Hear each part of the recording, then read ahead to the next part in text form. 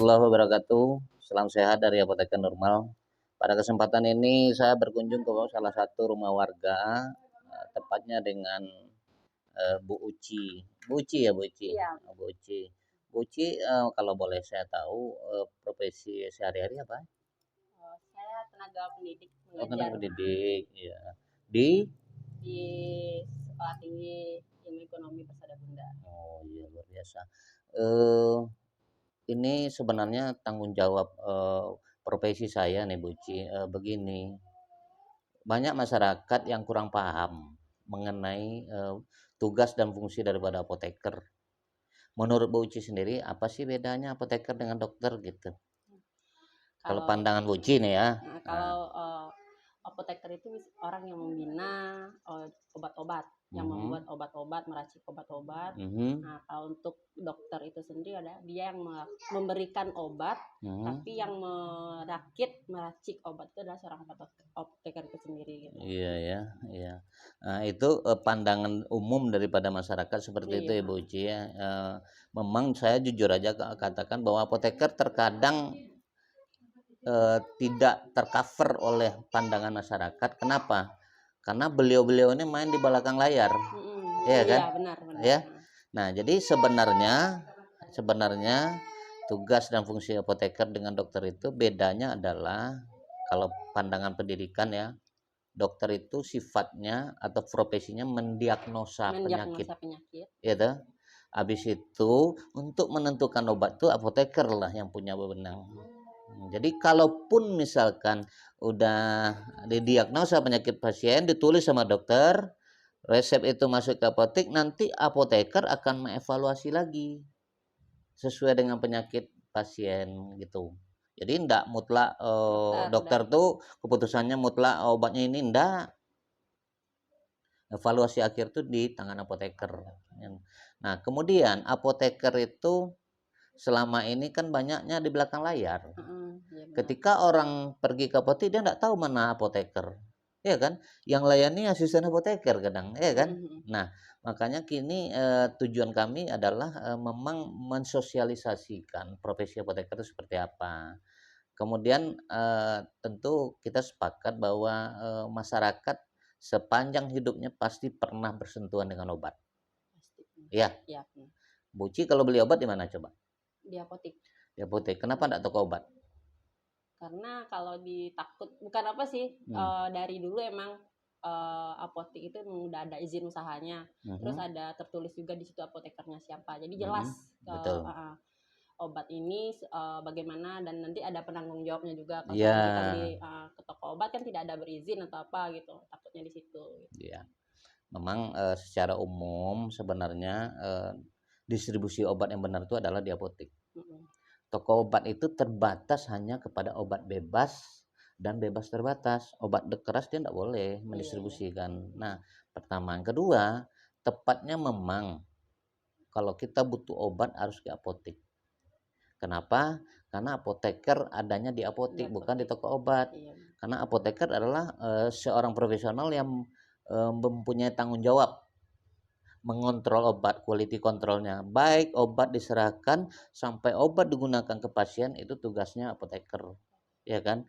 Jadi memang kita mengimbau kepada masyarakat kalau butuh obat sebaiknya kita datang ke apotek. Nah, pasien mempunyai hak untuk bertanya di apotek. Saya mau dengan apotekernya. Itu hak pasien. Nah, jadi ke depan kalau butuh obat datang ke apotek tanya apotekernya. Apalagi kalau ada pasien-pasien yang mengkonsumsi obat multi drug terapi, artinya banyak dia konsumsi obat. Misalnya dia hipertensi ya, kolesterol ya pula, asam urat ya pula. Gimana coba mau konsumsi obat dalam jumlah banyak?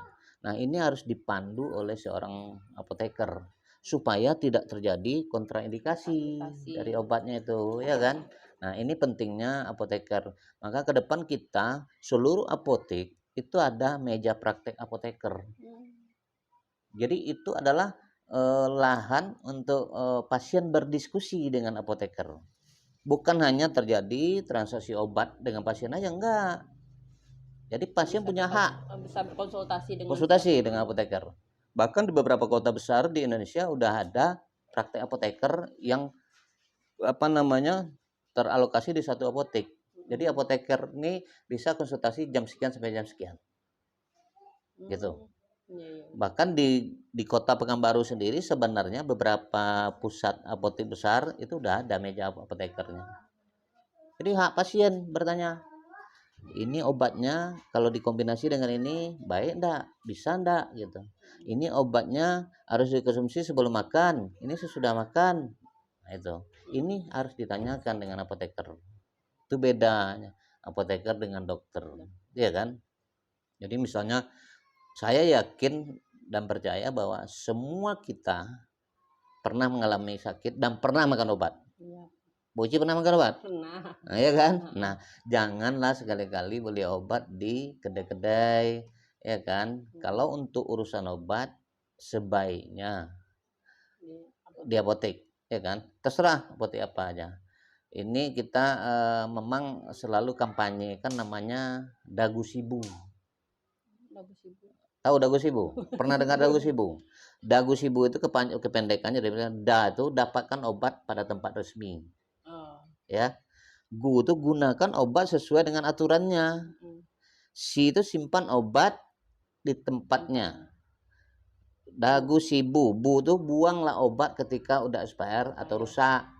Pertanyaan saya, kalau Boci pernah bersentuhan dengan obat, obatnya taruh di mana? Ada enggak kotak P3K di rumah? P3K. Cuman kotak biasa aja tapi di mana? Ada keranjang Ada. obatnya. Ada. Nah, pernah enggak taruh obat di kulkas? Ada. Apa itu? Misalnya kayak obat panas anak, supos. Nah, itu benar. Jadi ingin kami luruskan bahwa obat-obat yang disimpan di kulkas adalah obat-obat yang digunakan pada dubur, ya kan, untuk penurun panas, atau obat-obat yang sifatnya dimasukkan ke vagina, ovula, itu ada berupa seperti sabun dia akan cair pada suhu tubuh. Tapi obat-obat lain, kayak misalnya ada sebagian masyarakat sudah pakai obat demam untuk anak terus taruhnya dalam kulkas. Dia berupa sirup. Padahal bukan situ tempatnya. Dia hanya disimpan pada suhu kamar. Ya, alangkah lebih bagusnya kalau di rumah itu ada kotak P3K. Jadi kita ketika apalagi kita punya anak kecil, ketika butuh obat kita tidak panik cari obat. Tidak ada satu tempat. Ya, nah itu. Kemudian usahakan obat itu sekali minimal 3 atau 6 bulan sekali dilihat. Maaf Pak, kalau maksimal, bukan maksimal sih, kalau seandainya walaupun dia belum expired, misalnya kayak obat sirup misalnya, walaupun dia belum expired, tapi sudah kita buka dari kemasan itu rentang waktunya bisa digunakan itu apakah sampai expire-nya atau ada rentang waktu bulan juga atau bagaimana gitu? Nah ini pertanyaan bagus ini, terutama untuk antibiotik, ya namanya dry syrup atau sirup kering itu biasanya setelah dilarutkan itu tidak boleh lewat dari seminggu. Ya.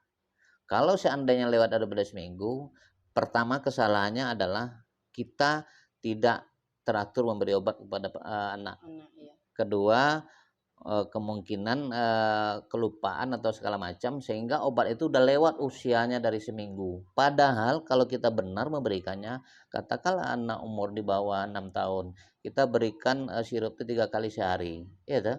1 sendok itu 5 mili cuman. Berarti 3 kali sehari 15 mili sehari.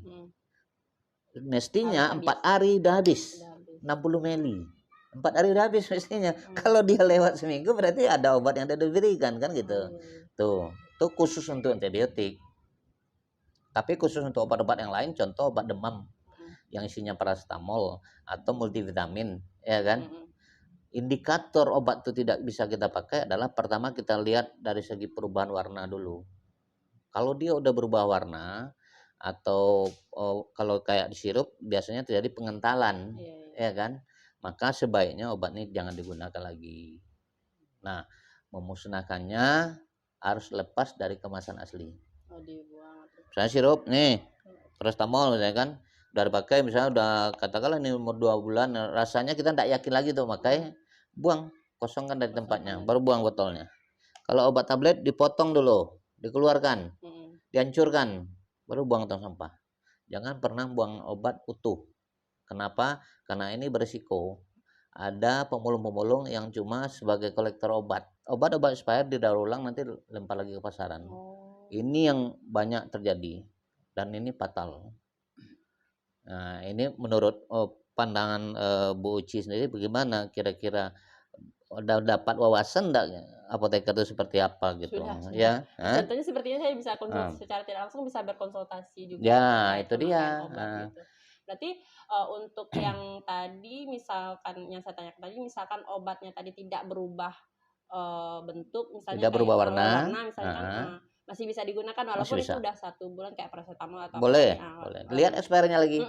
Nah, kita lihat expirednya. Oh, masih jauh, berarti dia masih bisa aman, digunakan. ya kan? Kadang saya Biasanya. mikir ini sudah 1 bulan, anak kan demam biasanya Ya. paracetamol selang berapa hari dikasih paracetamol hilang demamnya, panasnya gitu kan. Nah, besoknya lagi, bulan besoknya tampaknya panas lagi. Saya masih bingung apakah ini masih bisa digunakan karena sudah buka kemasan ya, apakah masih bisa digunakan atau tidak gitu. Justru karena itu makanya saya bilang alangkah lebih bagus kalau di rumah ada kotak P3K. Jadi setelah obat digunakan dan tidak akan digunakan lagi, tutup rapat, rapi, taruh di tempatnya, ya kan.